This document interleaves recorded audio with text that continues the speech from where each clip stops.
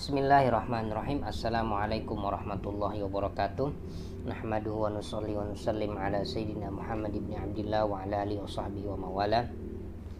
La yatakallamuna illa man adina lahu rahman wa qala suwabam. Dalam kehidupan kita beragama dan bernegara, kita dituntut untuk bijaksana di dalam membawa agama di sebuah negara. Orang yang selalu mempertentangkan agama dengan negara, maka dia bukanlah orang yang mampu menyerap ajaran agama secara baik dan benar.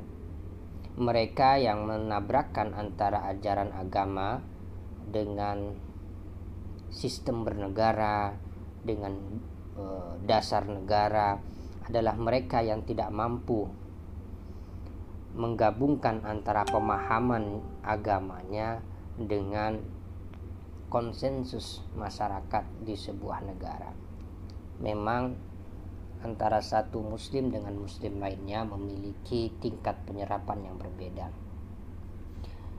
Lalu bagaimana sikap kita sebagai seorang muslim yang mengikuti ajaran Nabi besar Muhammad SAW? Kita telah dipandu untuk selalu mengikuti sesuatu yang mayoritas di dalam beragama, sebab dengan begitu kita terhindar dari perkumpulan yang mampu menciptakan mafsadat yang lebih besar. Memang akhir-akhir ini kita mencium dengan jernih, mencium aroma-aroma yang tidak baik di dalam beragama, khususnya orang-orang yang melabeli gerakannya dengan dalil-dalil agama dan teks-teks agama, di mana kita semacam masuk ke sebuah ruangan yang di dalamnya terjadi politisasi agama. Tidak saja itu, tetapi defisit etika demokrasi oleh sebagian kalangan, termasuk mereka yang menganut salah satu agama, menjadikan agama sebagai alat permainan untuk merebut kekuasaan, untuk penguasaan segala sesuatu. Jadi ketika ambisi politiknya tidak sesuai dengan ekspektasi atau harapannya, agama menjadi komoditi atau menjadi pelarian untuk mendatangkan agar harapan dan cita-citanya tercapaikan. Maka tidak heran kita mendapatkan narasi-narasi di media sosial yang mereka sebenarnya dalam kacamata awam sekalipun mereka adalah salah, tetapi mereka dengan menggunakan jubah dan lain sebagainya seakan-akan mereka adalah kepanjangan tangan atau satu-satunya penyambung lidah dari ajaran agama Islam. Setelah agama dipolitisasi oleh mereka, apa yang mereka lakukan? Kohesi sosial mengalami keretakan di sana sini. Inilah yang mereka inginkan, sebab tidak ada capaian yang dikehendaki oleh kaum fundamentalis radikalis kecuali terjadinya keretakan di sebuah masyarakat. Sebab ketika di masyarakat sudah tidak terjalin dengan baik, perdamaian sudah meredup, kemudian rajutan sudah mulai kita lihat pupus, maka disitulah bagi mereka sebuah kesuksesan mereka capai. Misal kita sebut saja kelompok-kelompok radikalis teroris lainnya. Mereka memperjuangkan agama, tetapi terlebih dahulu membuat sebuah wilayah atau sebuah masyarakat tercerai-berai. Ini tentunya bertentangan dengan ajaran agama Islam. Ya, wa'tasimu bihablillahi jami'a wala tatafarraqu, dan jangan saling bercerai-berai. Dengan begitu maka kita bisa melihat gerakan radikalisme yang bekerja keras untuk menggantikan sistem dan dasar negara yang sudah menjadi kesepakatan kita bersama itu harus kita lawan.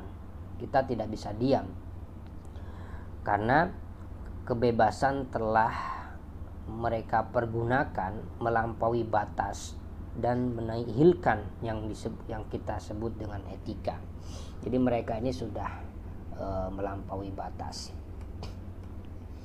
Maka kita tidak perlu lagi berbicara tentang survei-survei terdahulu, karena memang survei-survei yang dirilis oleh lembaga-lembaga tentunya akan selalu kita melihatnya selalu orang-orang yang intoleran, yang radikal, ekstrim sampai teroris itu selalu mengalami kenaikan, walaupun tidak setiap tahunnya itu signifikan. Apa sebenarnya masalahnya? Masalahnya di samping kita minus literasi kita di negara Indonesia, orang-orang di dalam beragama itu selalu serba instan.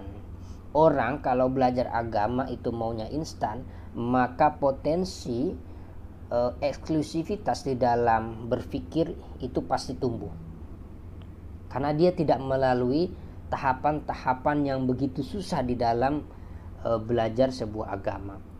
Misalnya di dalam spesialisasi saya di S1, S2, seseorang itu kalau mau belajar ilmu qiraat itu tidak instan. Walau 4 tahun itu belum tentu mahir dia harus melalui tahap-tahap demi tahap, karena pelajaran qiraat itu membutuhkan waktu yang cukup panjang.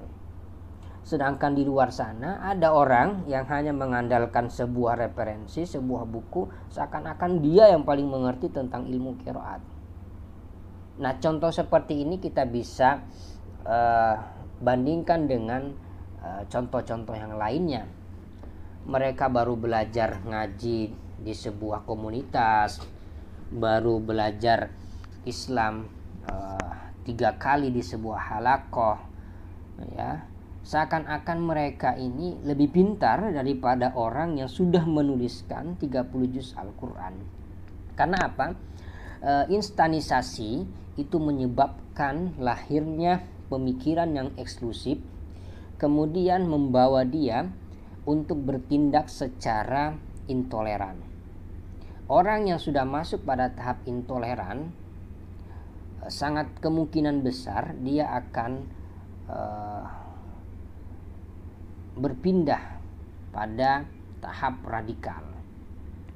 Nah, kalau orang sudah pada tahap radikal, pikirannya itu sudah, konsep takfiri itu sudah melekat di dalam tubuh dan jiwanya. Memandang segala sesuatu sudah hitam putih.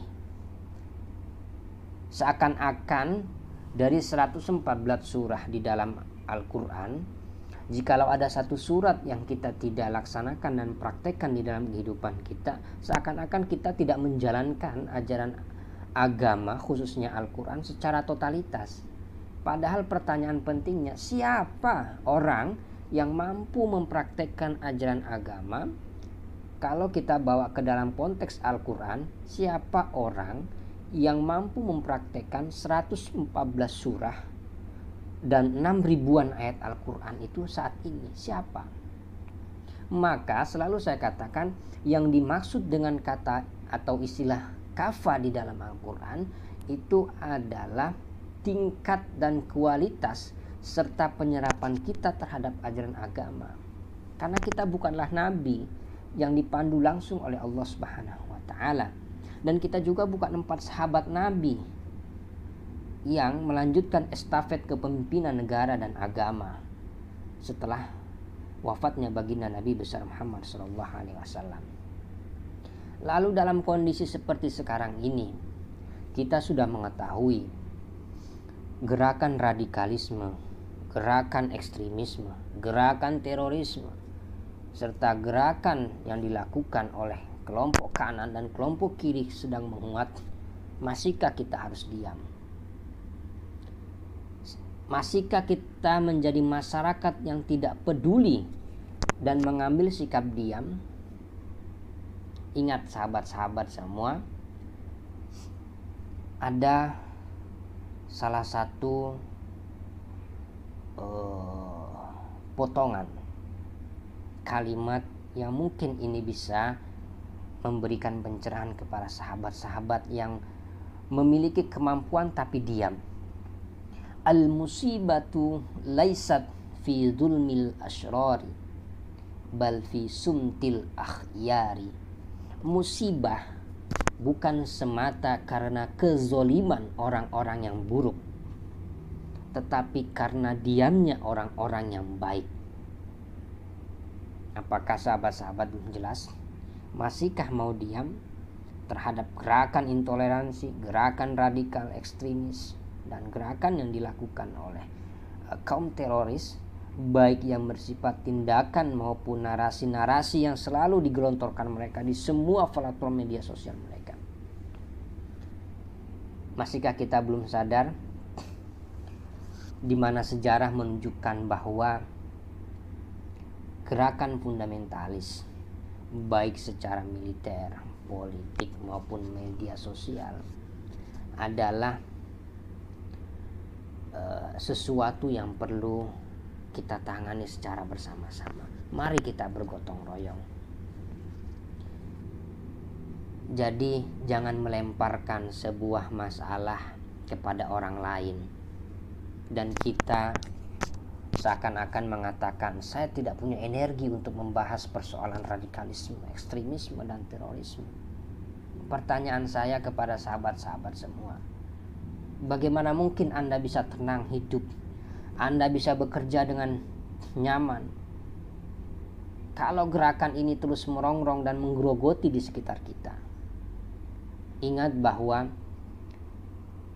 di dalam kenyamanan Anda ada pihak-pihak yang membantu menciptakan kenyamanan itu.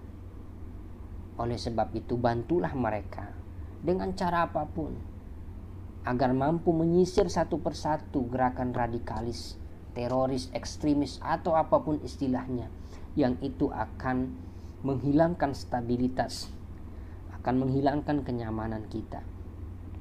Bahwa Indonesia adalah sajadah kita bersama. Jangan kita berikan peluang kepada kelompok atau orang-orang yang memanfaatkan agama untuk kepentingan gerakan global mereka. Akhirnya saya ingin mengatakan bahwa tidak ada gunanya Anda belajar bertahun-tahun. Tidak ada gunanya Anda memiliki IQ yang cukup tinggi atau cerdas, tetapi Anda abai terhadap persoalan-persoalan yang seperti ini. Saya bukan menafikan pekerjaan atau bidang yang Anda geluti, tetapi minimal Anda tidak mencibir orang-orang yang berusaha bekerja di bidang kontra narasi dan kontra ideologi, menyisir orang-orang yang selalu ingin memecah belah bangsa. Karena saya mencium seakan-akan kita yang bekerja di bidang kontra narasi dan kontra ideologi, seakan-akan semuanya adalah buzzer pemerintah. Sahabat-sahabat, perlu saya ingatkan, mayoritas jumlah dari semua yang saya kenal untuk makan di esok hari pun mereka masih berpikir. Tetapi mereka selalu ingat, kalau mereka mengatakan saya makan apa besok, mereka selalu ingat pada satu pepatah dan satu kepercayaan. Orang yang meragukan dirinya di esok hari makan apa, sejatinya dia tidak percaya kepada Tuhan. Itulah yang mereka selalu pegang. Tetapi demi menjaga agama dan negara ini agar normal, agar Anda pun bekerja dengan nyaman, di kantor-kantor Anda tidak tersusupi oleh kaum-kaum radikal, maka minimal Anda jangan pernah menyinyir terhadap orang-orang yang bekerja keras terhadap gerakan kontra narasi dan kontra ideologi. Misal saya sebut, taruhlah Anda nyinyir misalnya tak kepada saya. Bagaimana Anda bisa mengkanter pemikiran atau narasi yang dilontarkan kelompok teroris ISIS misalnya. Satu hari taruhlah 10.000. Apakah cukup dengan nyinyir Anda tersebut? Ataukah Anda menyuruh kami untuk menarik diri? Lalu siapakah yang mengcounter narasi mereka yang per hari di atas puluhan ribu? Sahabat-sahabat semua, ingat bahwa jika Anda tidak bisa membantu, minimal Anda tidak perlu menyinyir terhadap orang-orang yang bekerja di bidang kontra narasi dan kontra ideologi. Mungkin itu yang bisa saya sampaikan. Mari kita jaga Indonesia sebagai sajadah kita bersama. Wallahu muwaffiq ila aqwamit thoriq. Wassalamualaikum warahmatullahi wabarakatuh. Salam Pancasila.